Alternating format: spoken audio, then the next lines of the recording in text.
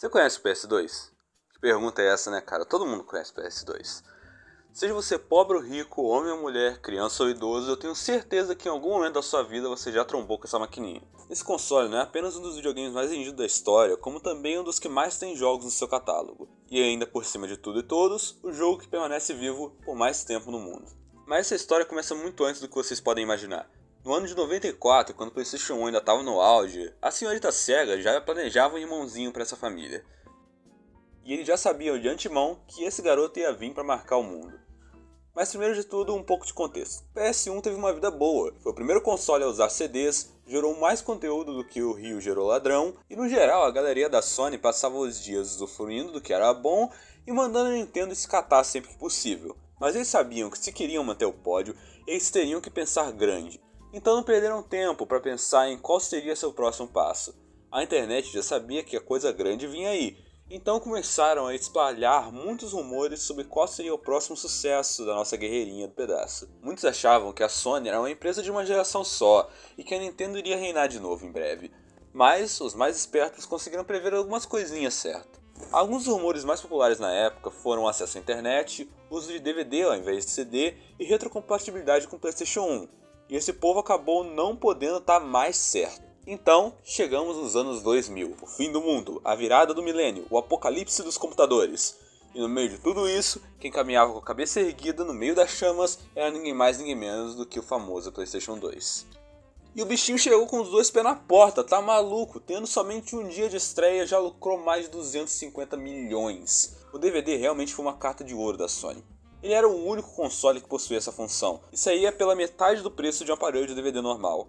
E no seu catálogo de lançamento estavam Eternal Ring, um RPG clássico em primeira pessoa, Kessen, um jogo de estratégia por turnos baseado no período feudal japonês, Fantavision, que era um jogo sobre clicar em fogos de artifício, Dead or Alive e Drive on Emotion S, esses são melhorzinhos, e também tivemos mais 3 jogos de shoji, coisa de japonês, tá ligado? Aikyu Remix, jogo de quebra-cabeça, e A6 Train, um jogo de simulador de trem. Acho que deu pra ver que esses jogos eram bem nichados mesmo, né? Isso porque a primeira sessão de lançamento aconteceu no Japão, então os jogos de abertura eram muito mais focados na cultura japonesa. É estranho pra nós, mas a gente tem que respeitar mesmo assim, né? Menos o Fantavision. Já foi admitido que isso não era pra ser um jogo, era só um projeto de teste pra exibir luz e a função dos controles, mas alguém achou que seria uma boa ideia vender isso.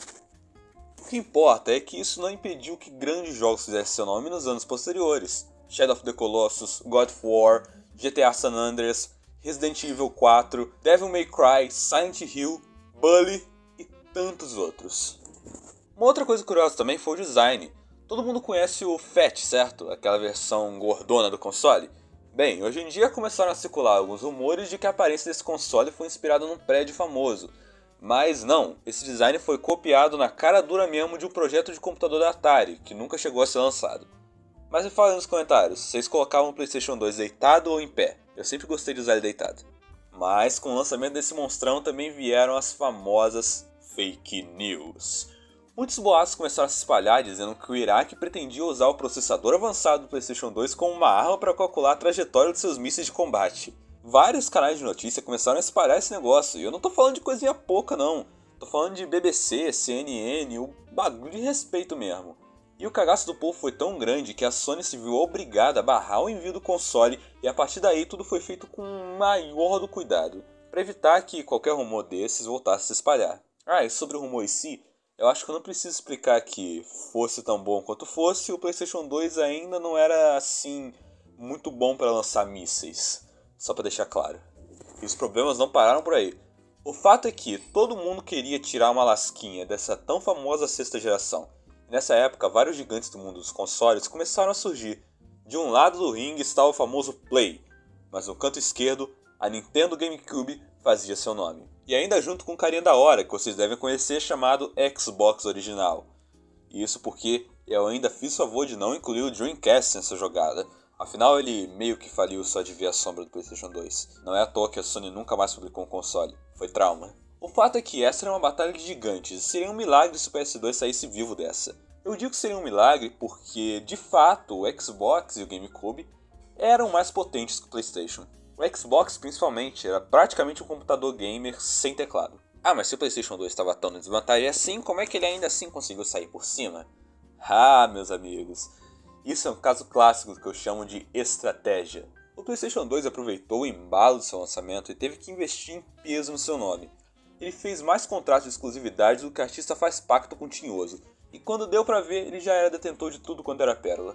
O famoso leitor de DVD também ajudou muito, ainda por cima tinha o preço. Se tem uma palavra que atiça a curiosidade de qualquer pobre, a palavra é desconto.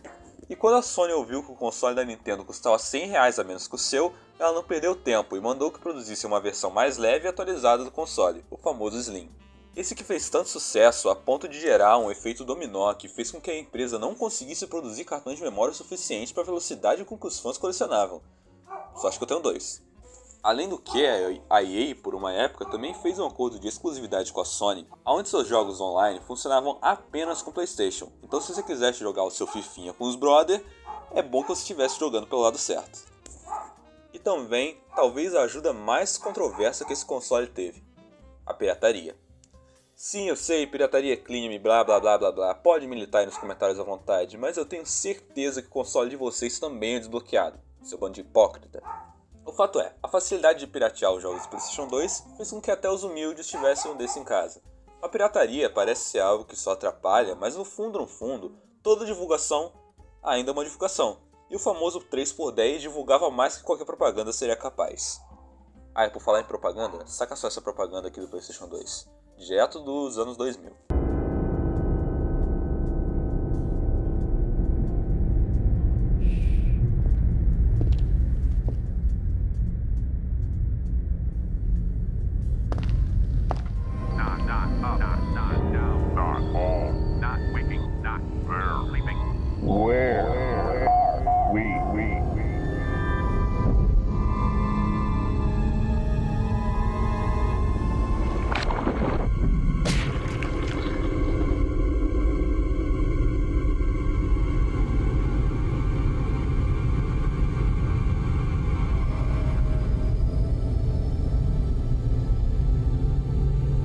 Welcome to the third place.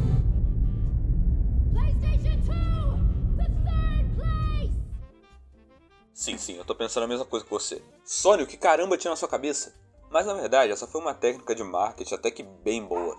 Vindo direto da mente criativa de um famoso diretor chamado Twin Peaks, eu provavelmente pronunciei o nome dele errado, os comerciais não tinham nenhuma intenção de mostrar qualquer função do console em si, mas sim de chocar. Mostrar que o PS2 era algo inovador, contra todas as expectativas, um portal para um mundo novo, o mundo dos jogos. Vocês sabem que se fala de PlayStation 2, então tá falando do Brasil, certo? Mas mesmo que o brasileiro fosse e ainda seja o maior público dessa plataforma, o povo da Sony parece que não queria levar a famosa terra do Pão de Açúcar a sério. Vejam só essa tragédia, o PlayStation 2 só foi chegar oficialmente no Brasil nos anos de 2009, quando o PlayStation 3 já estava no ar, e sendo que nesse ponto, meio que todo mundo já conhecia o console. Os gringos acharam que era novidade, que aqui só tinha índio ainda, só que ao chegar aqui, descobriram que nós estava 100% atualizado e ruim de aturar. Então vamos colocar em conta uma boa década aí. O PlayStation 2 foi um dos consoles que mais durou, tendo seu último jogo lançado em 2013. E se você já conhece matemática básica, sabe que se somaram nada mais nada menos que 13 anos de funcionamento. Seu último jogo foi PES 2014. Eu falo com tanta empolgação assim sobre os 13 anos do console porque realmente isso é um marco. Só como comparativo, o período de lançamento de jogos do GameCube foi de 6 anos. E o Xbox não passou muito, tendo 7 anos de funcionamento. Ah, e antes de terminar o vídeo, aí vão algumas curiosidades aleatórias para o seu repertório gamer. Você está cansado do seu aparelho de videogame ser apenas um aparelho de videogame? Pois então saiba que com o disco certo você pode também ter uma maneira fácil de transformar seu console em uma TV com acesso a Netflix. Mas para os gringos de plantão, fiquem com inveja, isso é uma ideia exclusiva brasileira. Também dá para transformar o PlayStation 2 em um aparelho de sistema Linux, se você quiser. E pelo que eu ouvi falar, dá até um PC muito bom, hein? Dizem que até na época alguns programadores usavam o aparelho como PC no tempo integral para criarem seus próprios jogos para o PlayStation 2. Imagina que Inception, um jogador de PlayStation 2 criando um jogo para PlayStation 2 no PlayStation 2. Existe uma pessoa chamada PlayStation 2. Dan Holmes tinha recentemente comprado seu PlayStation 2 e de tão animado que estava, ele chegou a comentar com os amigos sobre querer se casar com o console. Todo mundo achou que fosse zoeira, mas não, ele realmente tentou casar com o aparelho. Mas como esse era um amor proibido, ele resolveu seguir pela segunda melhor opção e trocar permanentemente seu nome para PlayStation 2. Imagina se a moda pega o tanto de Nintendinho, Master System, PSP que ia ter andando por aí. Essa próxima curiosidade muita gente sabe, mas as telas que aparecem na intro de abertura do PlayStation 2 não são aleatórias. Na verdade, cada torre simboliza um save no seu memory card, e quanto maior ela for, mais avançado o save representa. Mais uma curiosidade extra, essa aqui só para terminar com chave de ouro. Eu não sei porquê, mas só recentemente algumas pessoas repararam que quando você tenta deletar algum save do PlayStation 2, algumas vezes pode ser que eles comecem a tocar uma animação estilizada para tentar te convencer a não deletar o save do jogo. Eu achei muito curioso na época que eu descobri, e até hoje de vez em quando eu ameaço deletar algum jogo só para ver se vai rolar uma animaçãozinha diferente. E foi assim que se deu o fim do videogame mais amado do mundo, certo? Bem, não. Esse videogame tem uma comunidade tão forte que chega a dar medo, na moral. Até hoje não se passa uma semana sem que alguém faça um port novo de Bomba Pet ou de Dragon Ball Budokai. O Brasil, é claro, é o país que mais mantém uma comunidade ativa ao redor do online do console, mesmo depois de tantos anos. Eles podem derrubar o console, podem parar de produzir jogos, podem até dizer que ele está obsoleto. Mas o fato é fato, o brasileiro nunca vai deixar que o nosso amado PlayStation 2 morra. E bem, gente, esse foi o vídeo, espero que vocês tenham gostado. Se vocês gostaram, considerem compartilhar para um amigo, isso ajuda muito. Eu tô nesse canal há mais de uns 3, 4 anos, e até hoje eu não consegui um acesso muito legal. Então eu peço apoio de vocês para poder mandar isso para o seu amigo, ou para seu pai, para sua mãe, para seu cachorro, tanto faz. Qualquer tipo de divulgação já ajuda muito, do jeito que vocês não podem imaginar. De um jeito ou de outro, um bom dia, uma boa tarde, uma boa noite, um beijo e tchau!